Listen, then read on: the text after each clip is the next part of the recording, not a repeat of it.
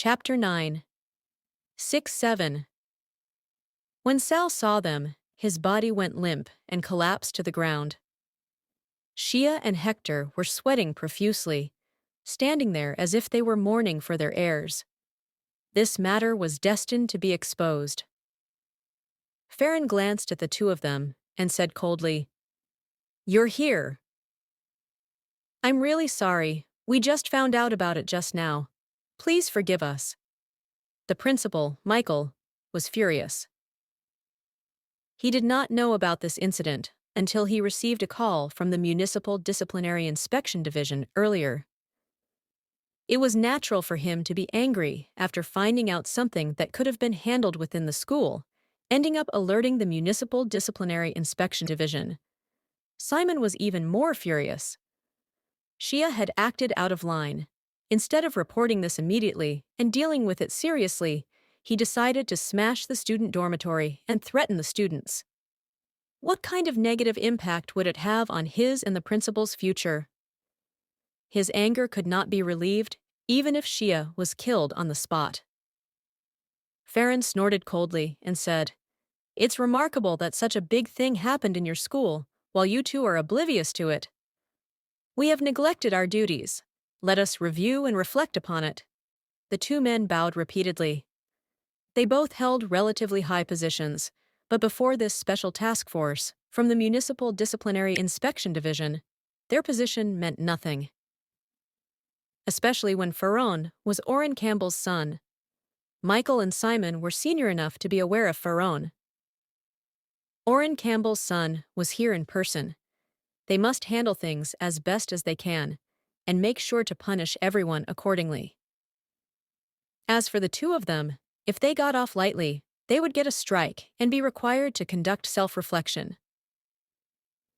In more severe cases, they might be demoted or even fired. After all, they had managerial responsibilities.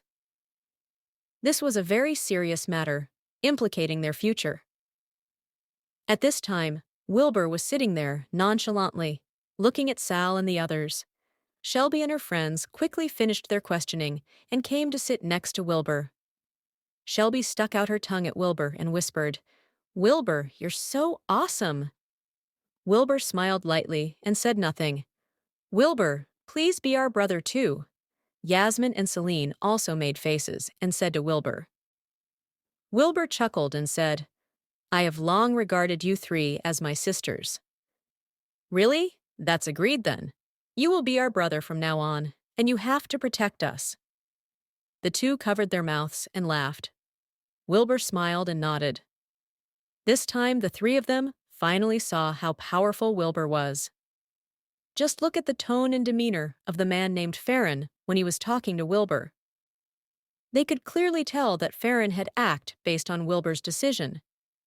Their principal and the disciplinary committee secretary were completely servile in front of Farron. This showed how terrifying Wilbur's power was. Farron ignored Michael and Simon. He had been waiting for his subordinates to take notes. It was not until the preliminary notes were taken that Farron looked at the two of them and said, "Such a serious thing happened under your management, so you are responsible. Please await the inquiry and investigation." "Yes, of course."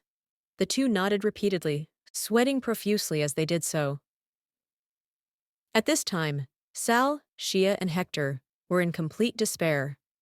They knew that they were finished, and what awaited them would be severe punishment by the law.